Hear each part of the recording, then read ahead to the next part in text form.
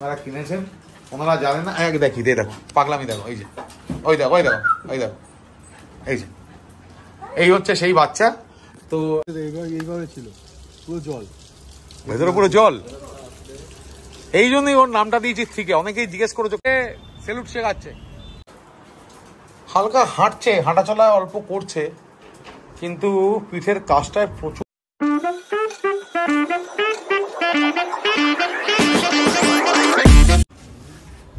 Good morning. এই মুহূর্তে আসলাম হচ্ছে নিউ টাউন ইস্টার্ন নুকে। এখানে আমরা যাব হচ্ছে L314-এ। কেন এসছি সেটা তো বলা হলো না। সেটা হচ্ছে যে একটা ছোট্ট ল্যাব্রাডর বাচ্চা কিনেছে আমাদেরই একজন ফ্যামিলি মেম্বার।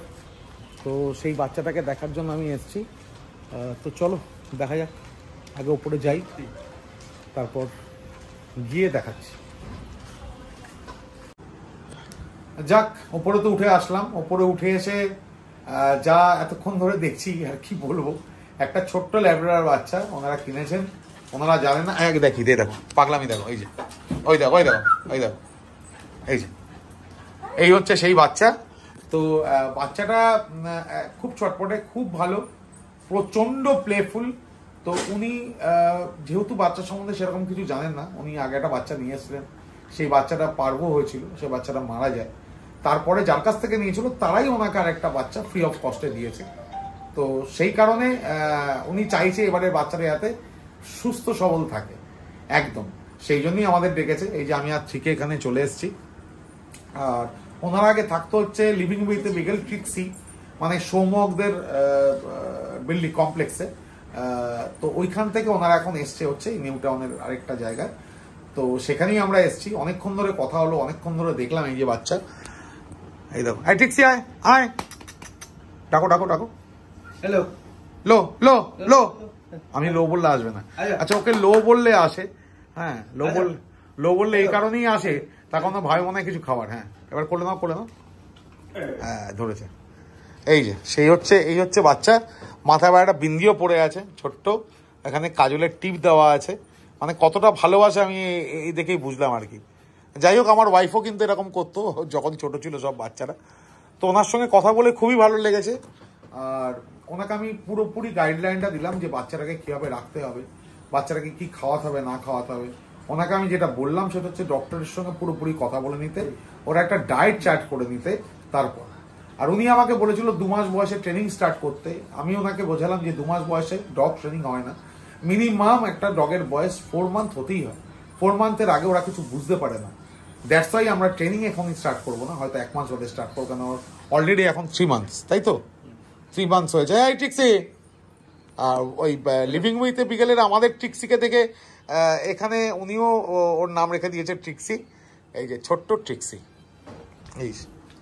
এই দেখো ছোট্ট ট্রিক্সি। এমনি ঠিক আছে, এমনি খুবই ভালো, বেশ মোটামুটি 1-2 বার একটু বকাঝকা খেয়ে বেশ ভালোই কথা শুনছে। এমনি সবই ঠিকঠাক আছে, তবে ট্রেনিং হলে আরো অনেক কিছু শিখবে এবং অনেক ভালো হয়ে যাবেও। ট্রিক্সির কাছ থেকে এখন চলে যাচ্ছি। ট্রিক্সি এই যে টাটা টাটা। হ্যাঁ, কামড়াতে পারলে বেশি যায়। চলো টাটা টাটা টাটা। ল্যাব বাচ্চাটাকে দেখে তো খুবই ভালো লেগেছে, ছোট্ট খাট্ট, একটু কামড়াকামড়ি করছে, ওরা ওই জন্য চিন্তিত, ওই জন্যই আমাদের ডেকেছিল। তা কামড়াকামড়িটা হচ্ছে প্লে বাইট। আর এখানে একটা কাল হয়ে গেছে। যাই হোক, ল্যাব বাচ্চা দেখে তো নেমে গেছি আমরা। আর এখানে ফিকের হয়ে গেছে কাল।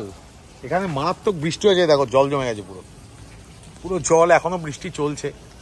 আর তার মধ্যে থেকে যেটা করেছে, এই যে হেলমেটটা এখানে রেখে দিয়ে গেছে, দেখো কি কেমন লাগছে এখন। বেশ জল ভর্তি, হ্যাঁ, মানে মাথাটা একদম কুলকুল হয়ে যাবে, ঠান্ডা ঠান্ডা কুলকুল। কোথায় হেলমেটটা দেখি?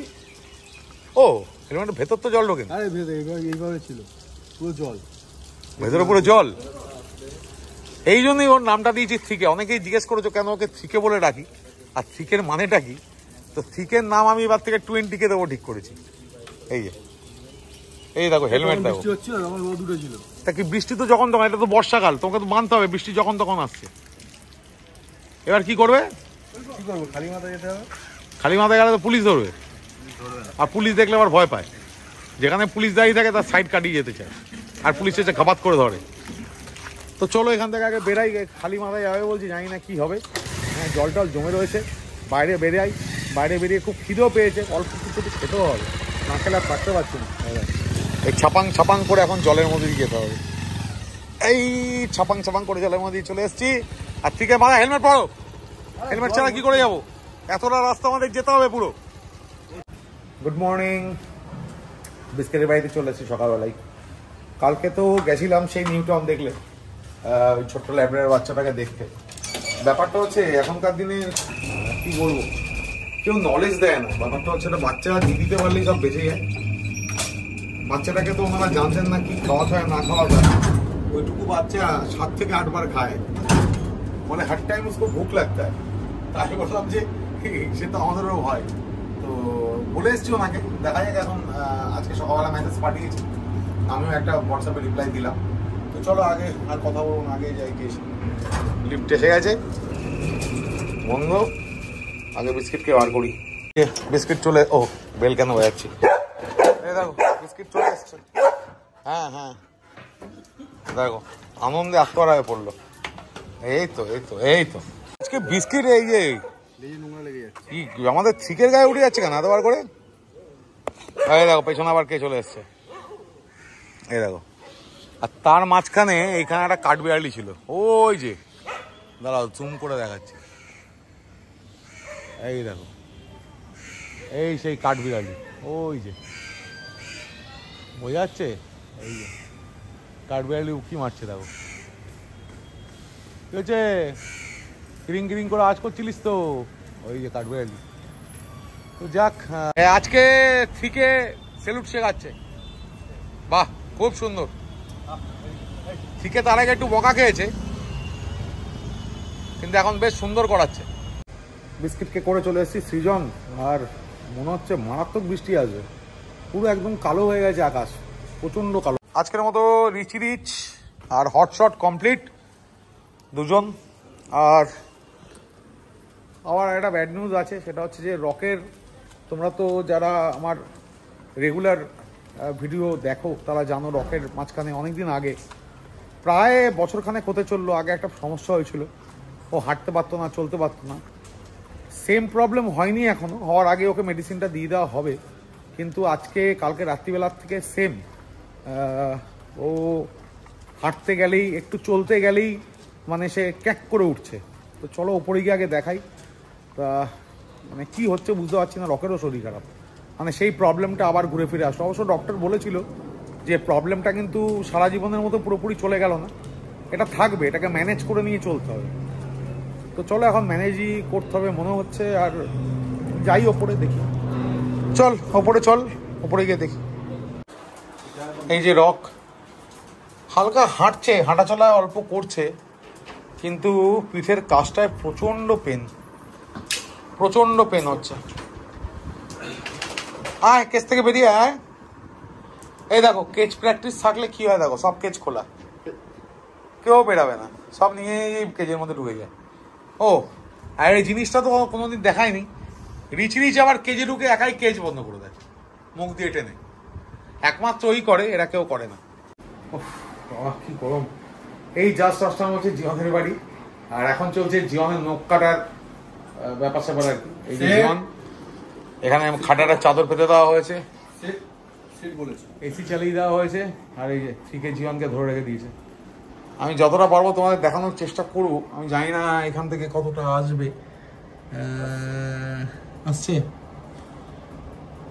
মনে হয় না এখান থেকে আসবে, পিছনে সুইচের ওখানে।